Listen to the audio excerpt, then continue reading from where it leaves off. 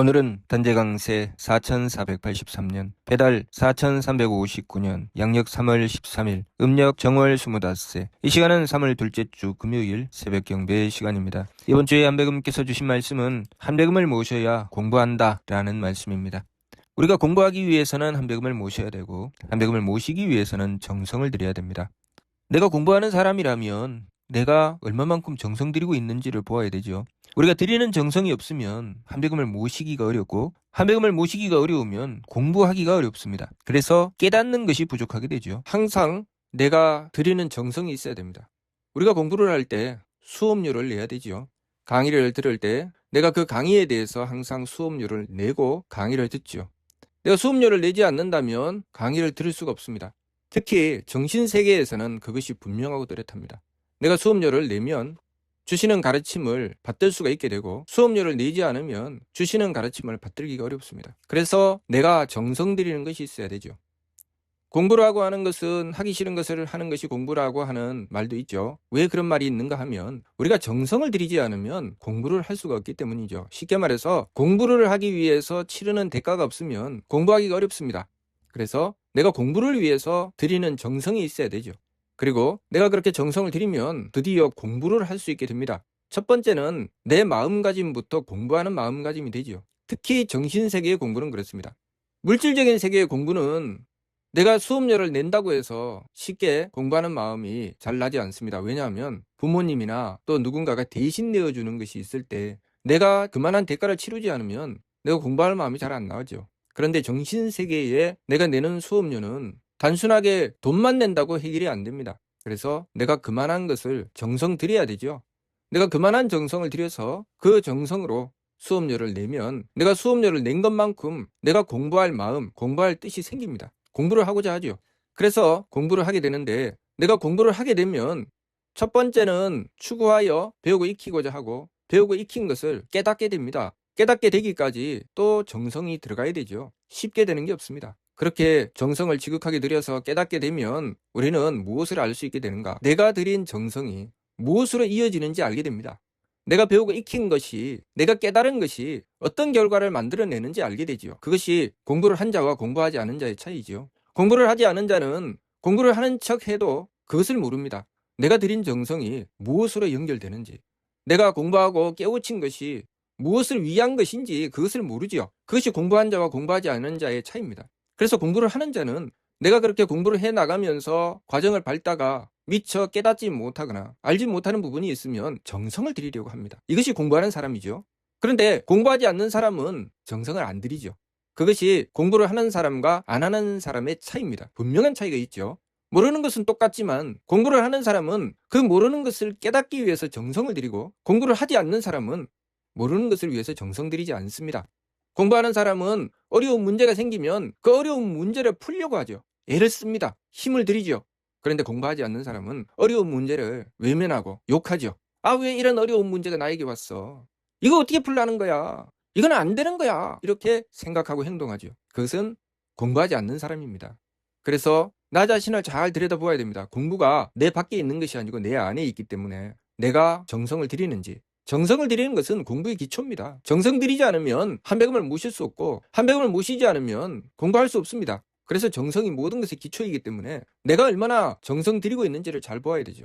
정성을 들이는 길은 시간이 있고 또 힘이 있지요. 내가 한껏 힘을 써서 정성을 들이는 부분이 있는가 하면 내가 쉼없이 들이는 정성도 있습니다. 쉼없이 정성을 들이다가 보면 한껏 힘을 써서 정성 들일 수 있는 능력이 생기죠.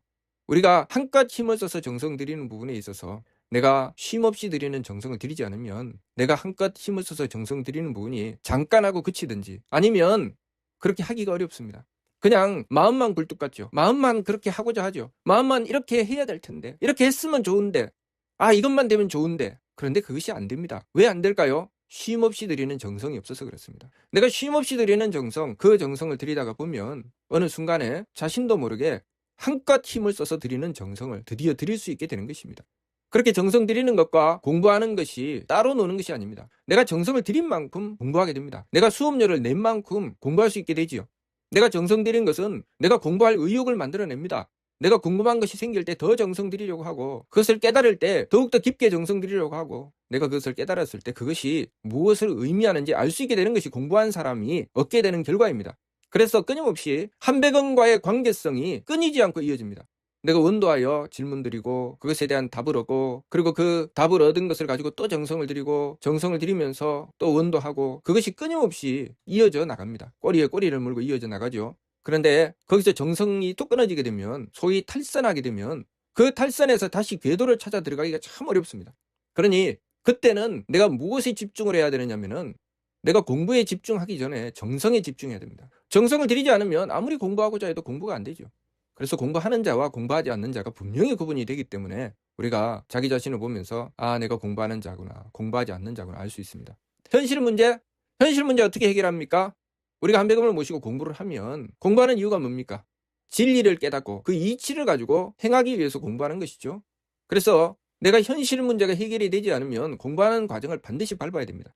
첫 번째는 무엇입니까? 정성을 들여야 됩니다. 정성을 들여야 공부를 할 수가 있게 되고, 그래서 정성을 들이면 무엇이 궁금한지, 무엇을 알아야 되는지 그것을 비로소 생각할 수 있게 됩니다. 마음이 생기죠. 그래서 이것은 무엇인가? 이것은 무엇인가? 어떻게 해야 되는가? 궁금한 것이 생기고, 그 궁금한 것을 가지고 한백원께 여쭤보고 원도하고 정성 들입니다. 그리고 깨닫게 되죠. 이것은 이것이고 이것은 이것이구나. 그것을 깨달으면 정성 들일 수 있는 길이 열리죠. 그래, 내가 이 부분에 정성이 부족했구나. 이것을 내가 몰랐구나. 이것을 돌이켜 반성해야 되는구나. 이렇게 해야 되는구나. 드디어 그것을 깨달을 수 있게 되죠. 그렇게 정성 들이고 공부하고 깨닫고 실천해 나가는 과정에서 현실 문제가 해결되어 나가는 것입니다. 내 현실은 현실대로 있고, 공부는 공부대로 있고, 정성은 정성대로 있고, 이 사람은 정성도 들이지 않고 공부도 안 하는 사람입니다. 그런 일은 없기 때문이죠. 정성 따로 들이고 공부 따로 하고 현실의 삶이 따로 있고 이런 경우는 없습니다. 항상 내가 드리는 정성과 그리고 내가 하는 공부와 현실은 다 연결되어 있습니다. 그래서 아무리 현실적인 문제가 급박해도 이 순서와 절차를 무시하고는 해결이 안 됩니다. 현실의 문제는 내가 공부를 해서 깨우쳐야지 해결이 되는 것이고, 내가 공부해서 깨우치려면 정성 들여야 되고, 그래서 내가 정성을 들였을 때 한백음을 모시게 되고, 한백음을 모셨을 때 공부하게 되고, 공부해서 깨우쳤을 때 드디어 운용할 수 있게 됩니다. 항상 우리가 공부를 하면 문제를 해결하는 것은 내 능력이 아니라는 것을 알게 됩니다. 하나님의 덕혜력이죠. 하나님의 덕혜력은 그냥 받을 수 있는 것이 아니고 항상 이치가 있습니다. 도리와 순서와 절차에 따라서 하나님의 덕혜력을 받들게 됩니다. 그렇기 때문에 공부하지 않고서는 하나님의 덕혜력을 받들어서 운용할 수 있는 힘이 없고 현실 문제는 해결이 안 되는 것이죠. 그러니 제일 먼저 해야 될 일은 정성 들이는 것입니다. 정성을 들이면 내가 한백음을 향한 공경심이 생깁니다. 쉼없이 드리는 정성도 내가 한백음을 모시는 공경심이 생기고, 또 한순간에 한껏 힘을 써서 드리는 정성도 한백음을 향한 공경심이 생깁니다. 그런데 만일 내가 쉼없이 정성 드리는데요, 한백음을 향한 공경심이 안 생기던데요, 내가 한껏 정성을 드렸는데 한백음을 향한 공경심이 안 생겨요. 만약에 이렇게 주장하는 사람이 있다면 그 사람은 정성 들이지 않는 사람이라는 것을 우리가 알아야 됩니다. 정성을 들이고서 한백음에 대한 공경심이 생기지 않는 경우는 없습니다. 내가 쉼없이 드리는 정성이든 한껏 드리는 정성이든 그렇게 정성을 들이고 나서 한백음에 대한 공경심이 생기지 않는 경우는 없죠. 그럼 내가 한 것은 무엇입니까? 엉뚱한 짓 한 거죠. 정성을 들이는 것이 아니고 엉뚱한 짓을 한 것입니다. 정성을 들이게 되면 반드시 한백음에 대한 공경심이 생깁니다. 그러니 내가 정성을 들이면 들일수록 한백음을 모시게 되고, 한백음을 모시면 공부하게 되고, 공부하면 깨닫게 되고, 깨달으면 운용할 수 있게 됩니다. 우리가 이 이치를 바르게 알아야 되겠죠. 그래서 남볼 것 없습니다. 지금 내가 정성 들이는 사람인지, 지금 내가 공부하는 사람인지, 지금 내가 깨달은 사람인지, 지금 내가 실천하고 있는지 그것만 보면 되죠. 그렇게 들여다보면 내가 끊임없이, 우리가 한백음을 모시고 공부를 하게 되면 그 과정이 도중에서 뚝뚝 끊어지지 않습니다. 정성을 들이고 한백음을 모시고 공부하고 깨닫고 실천하는 것이 다 연결이 되죠. 그렇게 쭉 연결이 되는데 도중에 뚝뚝 끊어진다면 내가 지금 문제가 있구나, 그것을 알 수 있습니다. 그 문제 있는 부분은 반드시 정성으로 채워야 됩니다. 정성으로 채우지 않으면 해결이 안 되죠. 그래서 정성 들이려고 애를 써야 됩니다. 누군가가 정성 들여서 나를 도와주시는 경우가 있습니다. 그런 경우에는 무슨 일이 발생하느냐면 안타깝게도 재앙을 만나게 됩니다. 나는 왜 이렇게 힘들고 어려운 삶을 살아야 돼? 나 왜 이렇게 재수가 없어? 왜 그런 일이 발생할까요? 우리가 정성을 들인다고 하는 것, 공부한다고 하는 것은 하기 싫은 것을 하는 것이 공부하는 것이라고 하죠. 하기 싫은 것을 하는 것이 정성 들이는 것이라고 합니다. 그런데 내가 하기 싫은 것을 안 했습니다. 정성을 안 들였죠. 요리조리 잘 빠져나갔습니다. 그런데 누군가가 그 사람을 놓고 정성 들이고 기도하고 하느님께서 구해주시라고 했습니다. 그러면 그 사람에게 정성이 가지요. 그 정성이 가면 이 사람은 그 정성을 받는 순간부터 정성을 드리게 됩니다. 그것이 무엇입니까? 아이고 하기 싫은데 하면서 억지로 하게 되는 것입니다. 몸이 아프다거나 더러운 꼴을 겪는다거나 많이 힘들고 어려운 것을 겪게 되죠. 그러면 순진한 것을 도라고 한다라고 하신 말씀처럼 그 상황을 받아들이고 내가 정성이 부족해서 그러구나. 내가 여기서 이 문제를 해결하려면 내가 정성 들여야 되겠구나. 그래서 지극하게 정성을 들이면 그 문제가 다 풀립니다. 그런데 거기서 원망하고 한탄하고 욕하고 짜증내고 그렇게 하면 할수록 그 고통에서 못 벗어나죠. 그래서 이 순서와 절차가 조금도 어긋남이 없다는 것을 알아야 되죠. 정성 들이는 것, 그리고 정성을 들인 결과로 한백음을 모시게 되는 것, 한백음을 모신 결과로 공부하게 되는 것, 공부한 결과로 깨닫게 되는 것, 깨달은 결과가 운용할 수 있게 되는 것. 그리고 그 사이사이에 부족하고 모자라는 것은 항상 정성으로 채워야 된다는 것. 이 이치에서 어긋남이 없습니다. 그렇기 때문에 이번 주 말씀, 한백음을 모셔야 공부한다. 나에게 문제가 와도 공부하지 않는 사람은 정성 들이지 않는 사람이죠. 정성 들이지 않는 사람은 한백음을 공경하지 않습니다. 그래서 이 잣대를 가지고 자기를 딱 재어보면 바로 답이 나옵니다. 나는 한백음에 대한 공경심이 없는데 이 사람은 무엇입니까? 정성을 안 들이고 있다는 것이죠. 나는 도무지 깨달음이 없던데 이 사람은 한백음을 모시지 않는다는 뜻이죠. 정성을 들이지 않으면 한백음을 모시지 못하고, 한백음을 모시지 못하면 공부가 안 되고, 공부가 안 되면 깨달음이 없고, 깨달음이 없으면 하나님의 덕혜력을 받아서 운용할 수가 없습니다. 그래서 이러한 사람들은 무엇을 추구합니까? 정도를 버리죠. 편법을 씁니다. 사도를 따르죠. 정도를 갈 수가 없습니다. 그래서 편법과 요령을 끊임없이 추구해 나가게 되지요. 과거에 홍암대 용사께서 미루 말씀으로 법률에 범하지 말라는 말씀하셨습니다. 그 말씀이 무슨 뜻인가 하면 이런 말씀입니다. 정도로 가라는 말씀이죠. 편법과 요령으로 하지 말고 정도로 가라. 그것은 정성 들이고 한백음님 모시고 공부하고 깨우치며 하나님의 덕혜력을 받들어서 운영해 나가는 길로 나가라는 말씀이죠. 세상 법률을 기준으로 살아라는 말씀이 아닙니다. 만일 홍암대 용사께서 세상 법률에 맞추셨으면 이 세가에 무상한 저 세법이 우리 진리 위반하여 상제께 불경하고 대종문에 불기하니라는 말씀을 하시지 않으셨겠죠. 그것은 하나님의 법을 말씀하시는 것입니다. 하나님의 법이 정확하게 있기 때문에. 하나님의 법은 세상 법이 하나님의 법보다 더 완벽하겠습니까?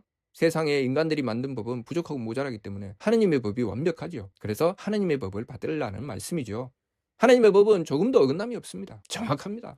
세상 법은 요령과 편법으로 증거도 조작하고 증인도 조작해서 얼마든지 정의를 뒤집어서 불의가 판을 칠 수 있게 하겠지만 하나님의 법은 그것이 안 됩니다. 정확하죠. 그러니 홍암대 용사께서 남기신 말씀은 한백음을 모시고 정도로 가라는 말씀입니다. 한백음을 모시고 정도로 가려면 반드시 정성 들여야 되고, 그리고 한백음 모셔야 되고, 공부해야 되고, 공부해서 깨우치고, 깨우친 걸 바탕으로 하나님의 덕혜력을 받들어서 운용할 수 있어야 됩니다. 이 이치 우리가 잊지 말고 명심하면 항상 제일 먼저는 정성 들여야 됩니다. 정성 들이지 않고서는 아무것도 안 됩니다. 반드시 정성을 들일 생각을 해야 되죠. 이번 주 말씀, 한백음을 모셔야 공부한다. 무슨 뜻인지 이해가 됩니까? 마치도록 하겠습니다.